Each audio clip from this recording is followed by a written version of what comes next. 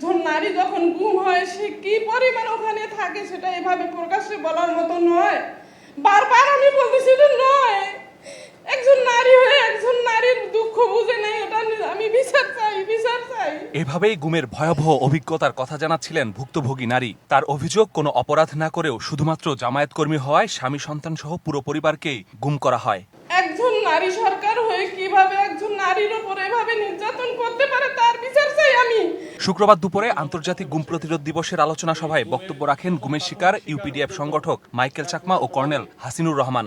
1 বছরেও কোন আইনে বিচার হবে সেটাও নির্ধারণ না হওয়ায় হতাশা জানিয়ে গুমের সঙ্গে জড়িত সেনা সদস্যদের বিচার দাবি করেন তারা। এদেরকে অতি সত্বর চিহ্নিত করে গ্রেপ্তারপূর্বক যে দৃষ্টান্তমূলক শাস্তি দেয়া, যাতে বাংলাদেশে আর যেন পরবর্তীতে আর কোনো রাষ্ট্রীয় সর্বোচ্চ পদে যারা আসীন থাকে তারা যেন, এবং তাদের সাথে যারা যোগসাজশ করে সমস্ত খুন গুমের মতো মানবতা বিরোধী অপরাধের সাথে জড়িত হয়, তারা যেন আর ভবিষ্যতে এরকম চিন্তা কেউ না করে। সভায় বক্তব্য রাখেন এনসিপি, জামায়াত ও বিএনপির প্রতিনিধিরা।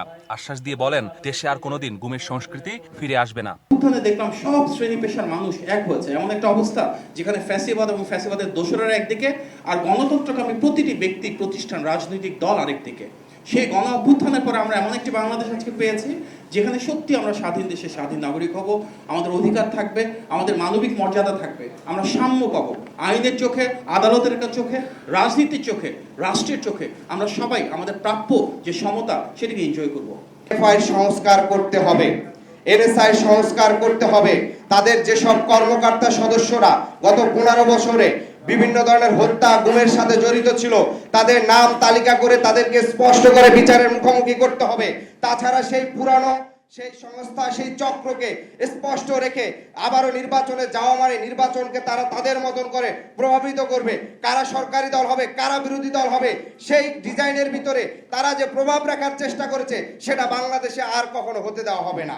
এটাকে ঘৃণা করি, এটা থেকে বাঁচার জন্য, নিজেকে, দেশকে, জাতিকে, এই উম্মাকে বাঁচার জন্য যাতে আমরা সবাই মিলে ভূমিকা পালন করি। আমাদের পক্ষ থেকে সর্বোচ্চ সহযোগিতা থাকবে, কমিটমেন্ট থাকবে। সভায় জাতিসংঘের জ্যেষ্ঠ মানবাধিকার বিষয়ক উপদেষ্টা হুমা খান ও সুপ্রিম কোর্টের আইনজীবী সারা হোসেন গুমের শিকার নিখোঁজ ব্যক্তিদের খুঁজে বের করা এবং বিচারে আইন দ্রুত প্রণয়ন করার আহ্বান জানান।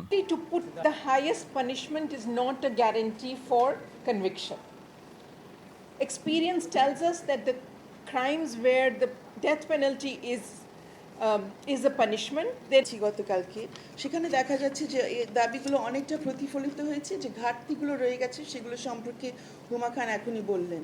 কিন্তু আমাদের অনেক দূর আমরা এগিয়েছি বিচার চাওয়ার এই যাত্রায়, কিন্তু অনেক প্রতিবন্ধকতা এখনো সামনে আছে। গুম সংক্রান্ত তদন্ত কমিশনের 2 সদস্য জানান, রাষ্ট্রীয় পৃষ্ঠপোষকতায় চলা গুম বন্ধে রাজনৈতিক দলগুলোর প্রতিশ্রুতি জরুরি। যতক্ষণ পলিটিক্যাল পার্টিরা বাহিনীগুলোকে ব্যবহার করবে রাজনৈতিক পান্ডা হিসেবে, ততক্ষণ পর্যন্ত গুম বা খুন কোনো কিছুর সমস্যার সমাধান সিম্পলি নয়। বাংলাদেশ যাতে গুম শব্দটি না থাকে সেই জন্য আমাদের যা যা করণীয় সেই কাজ করতে হবে। এবং আরেকটা জিনিস আমাদের খেয়াল রাখতে হবে, ফ্যাসিজমের পরাজিত করেছি বলছি, কিন্তু মাথার ভিতর যে আমাদের ফ্যাসিজম রয়েছে এটাকেও ছেড়ে ফেলতে হবে। আলোচনা সভায় 7 দফা দাবি তুলে ধরে human rights support society. Masudur Rahman, সময় সংবাদ, ঢাকা।